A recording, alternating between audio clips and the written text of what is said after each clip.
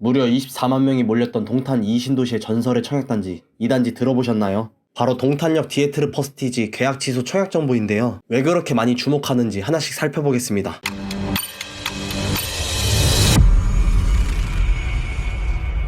안녕하세요, 힐러입니다. 동탄에 들어오는 대방건설 퍼스티지가 붙은 단지죠. 동탄 이신도시에서 광비콤이라 불리는 광역 비즈니스 콤플렉스 쪽에 있는 단지인데요. 신주거문화타운과 일부 부지 제외하면 분양 거의 끝나가거든요. 올해 7월 대방건설 분양했던 대방 엘리움 더 시그니처 또한 성황리에 완판되었죠. 그런데 입주 얼마 앞두지 않은 이 단지 왜 이렇게 주목할까요? 아시다시피 동탄 1, 2신도시 합쳐도 핵심은 동탄역 주변이라고 해도 과언은 아니죠. 그 가운데 초역세권에 있는 단지들은 거의 모두 입주했는데요. 딱 2단지만 남았습니다. 나중에 업무시설, 상업시설에 들어오는 시설도 있겠지만 공동주택인 아파트로는 이게 거의 마지막이라고 봐야 하죠. 경부고속도로 지하화는 이미 완료했고 광비콩과 공원만 구축되면 동탄역 역세권은 걸어서도 금방 가죠. 현재 입지에서 동탄역 가려면 항상 위나 아래로 크게 돌아가야 했거든요. 그런데 올해 8월에 동탄 동서간 도로가 또 개통되어 동서간 이동이 보다 빠르죠. 곧 단지 앞으로 지나는 도로도 계획되어 있으니 포장되면 더욱 좋아질 일만 남았죠.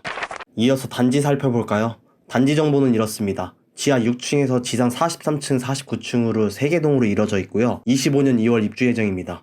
자격 요건과 고려해야 할 점 자세히 살펴보면요. 경기도 화성시 거주하면서 무주택 세대주 또는 세대원만 가능합니다. 입주자 모집 공고일인 10월 25일 이전까지 반드시 화성에 거주하고 계셔야 되고요. 청약전 고려해야 할 점은 분상제 적용단지로 재당첨 제한과 전매 제한 3년, 그리고 민간사전 청약 당첨자 및 세대원에 속해도 이번 청약단지도 청약은 가능합니다. 하지만 당첨자 및 세대원이 다른 주택 청약해서 당첨되면 사전 청약 주택이 선정될 수 없으니 반드시 확인해보세요. 더불어 거주 의무기간 5년 있는데요. 25년 2월부터 최초 입주 가능하지만 3년 유예로 바로 입주하지 않아도 됩니다. 만약 분양가 낼 돈이 부족해서 전세 세입자 받는다고 가정해볼게요. 보통 전세 계약이 2년이잖아요. 계약갱신 청구권 쓰면 4년 되어버릴 수도 있으니 2년만 계약해야겠죠. 또는 2년 세입자가 거주하고 전입하거나 1년은 반전세 또는 월세 전환해야겠죠. 물론 그동안 부족한 금액을 위해 열심히 저축해야겠죠. 그럼에도 분상제인 만큼 이번에 잔금 다 치르고 2030년까지 산다는 마음으로 가급적 입주하는 방향이 나을 수도 있겠죠.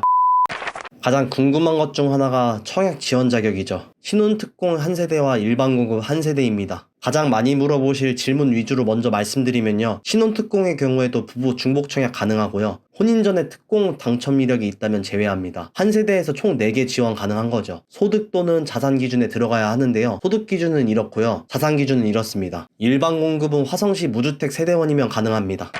타입과 가격 자세히 살펴보면요. 84B타입으로 102동 1903호는 분양가 약 4억 3,035만원이고요. 발코니 확장비는 약 594만원입니다. 유상 옵션은 약 2천만원으로 합계 약 4억 6천만원입니다. 마찬가지로 84B타입으로 103동 2103호는 분양가 약 4억 3,535만원이고요. 발코니 확장비는 동일하고 유상 옵션도 유사해서 합계 약 4억 6천만원입니다.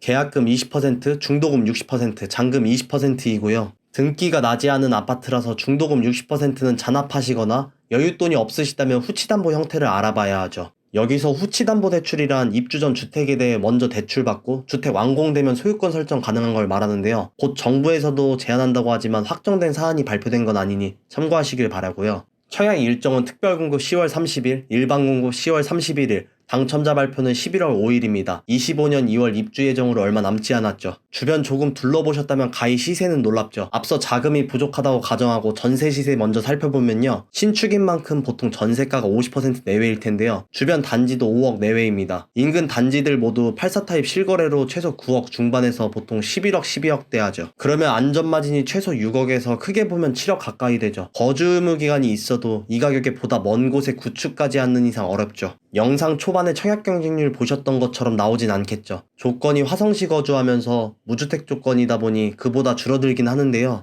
화성시 인구는 경기도에서 1위로 계속 상승 곡선 이루고 있죠. 현재 외국인 포함하고 인구 100만 달성해서 25년도 특례시 승격될 예정이고요. 아마도 이 규모라면 자치구가 따로 생기겠죠? 동탄구? 여기서 경제활동 인구랑 무주택자 고려하면 최소 30-40명 경쟁하지 않을까 싶은데요. 관심 없으신 분들이 지원 안 한다면 10만 대 1 전후로 나오지 않을까요? 만약 전국 무순이었다면 그보다 4-5배 이상은 더 나왔을 텐데 말이죠. 화성도 화성이지만 동탄 쪽은 생활권이 다름에도 수원과 밀접해서 인구도 시세도 유사하게 움직이니까요. 특히 수원 영통구 참고해보시면 좋을 것 같고요.